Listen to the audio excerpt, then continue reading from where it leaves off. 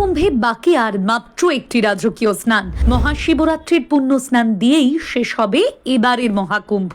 শেষ রাজকীয় স্নানে বিরল যোগ, বিশেষ মাহাত্ম্য শুনলে চমকে যাবেন। মহাশিবরাত্রির স্নানের বিশেষত্ব কি জেনে নিন। 144 বছর পর প্রয়াগরাজে মহাকুম্ভ। প্রায় 1.5 মাস ধরে চলে বিশ্বের সবচেয়ে বড় ধর্মীয় সমাবেশ এবার শেষ লগ্নে এসে উপস্থিত হয়েছে। আর মাত্র কয়েকটা দিন রয়েছে মহাকুম্ভ মেলা শেষ হতে। 13ই জানুয়ারি শুরু হয়েছিল মেলা। এরপর মকর সংক্রান্তির দিন সেখানে প্রথম অমৃত স্নান করা হয়। তারপর বসন্ত পঞ্চমীর দিনে তৃতীয় অমৃত স্নান হয়।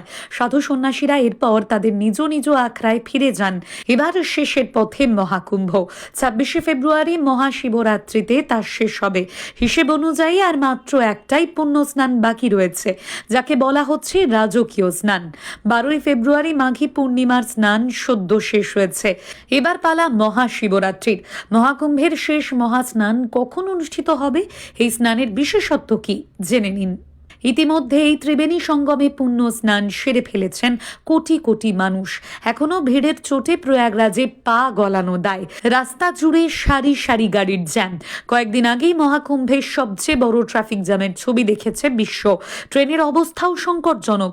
কনফার্ম টিকিট পাওয়া তো দূরের কথা, এসি থেকে শুরু করে স্লিপার সব ক্লাসই এখন যেন জেনারেল হয়ে গেছে। মানুষের ভিড়ে কার্যত অবরুদ্ধ হয়ে পড়েছে উত্তরপ্রদেশ। যত দিন ফুরিয়ে আসছে ততই বাড়ছে ভিড়। এবার শেষের পথে মহাকুম্ভ। প্রয়াগরাজের মহাকুম্ভ মেলা 26শে ফেব্রুয়ারি মহাশিবরাত্রির দিন শেষ হবে এবং একই দিনে মহাকুম্ভের শেষ স্নানও করা হবে। এবার মহাশিবরাত্রিতে কিছু বিশেষ ঘটনা ঘটবে। এই পরিস্থিতিতে মহাশিবরাত্রিতে কুম্ভে স্নানের গুরুত্ব আরও বেড়ে গিয়েছে। মহাশিবরাত্রিতে ত্রিবেণী সঙ্গমে স্নানের গুরুত্ব কি, চলুন জেনে নেওয়া যাক। এবারে শিবরাত্রিতে তৈরি হতে চলেছে বিরল যোগ, যার সংযোগ মিলিয়ে রয়েছে মহাকুম্ভেও। মহাশিবরাত্রি উপলক্ষে সূর্য, চন্দ্র এবং শনির একটি বিশেষ ত্রিগ্রহী যোগ তৈরি হচ্ছে। এই যোগকে সমৃদ্ধি এবং সাফল্যের প্রতীক হিসেবে বিবেচনা করা হয়। এছাড়াও এই দিনে শিব যোগ এবং সিদ্ধ যোগের সংমিশ্রণ রয়েছে। এছাড়াও মহাশিবরাত্রিতে অমৃত সিদ্ধি যোগও তৈরি হচ্ছে। ধর্মীয় বিশ্বাস অনুসারে এই সময়ের মধ্যে করা কাজের জন্য উপোসের উপকারিতা অনেক গুণ বেশি। এই সময় ত্রিবেণী সঙ্গমে স্নান করলে একজন ব্যক্তি ভগবান শিবের কৃপায় শুভ ফল লাভ করেন।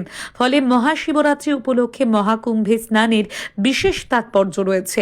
এই দিনে যদি ব্রহ্ম মুহূর্তে ত্রিবেণী সঙ্গমে ডুব দিতে পারেন তাহলে বিশেষ পুণ্য লাভ হবে। যদি তা সম্ভব না হয় তাহলে স্নানের জলে গঙ্গা জল মিশিয়ে বাড়িতে স্নান করতে পারেন। সকাল সকাল স্নান সেরে নিয়ে কাদা, মাটি, বালি দিয়ে একটি শিবলিঙ্গ তৈরি করে তাতে গঙ্গা জল দিয়ে অভিষেক করতে পারেন। পারলে সারাদিন শিবরাত্রির উপবাস রেখে রাতে দেবাদিদেব মহাদেবের উপোস করুন। পঞ্চামৃত নিবেদন করুন শিবলিঙ্গে। নদীতে পূর্বপুরুষদের নামে তর্পণ করলে পুণ্য মেলে। জাফরান মিশ্রিত ক্ষীর উৎসর্গ করতে পারেন। ঘিয়ের প্রদীপ জ্বালান সন্ধেবেলায়। সারা রাত জেগে 4 প্রহরে পুজো করতে পারলে ভালো। এদিন আপনার সামর্থ্য অনুযায়ী দান করতে পারেন। Bureau report, Bengal live.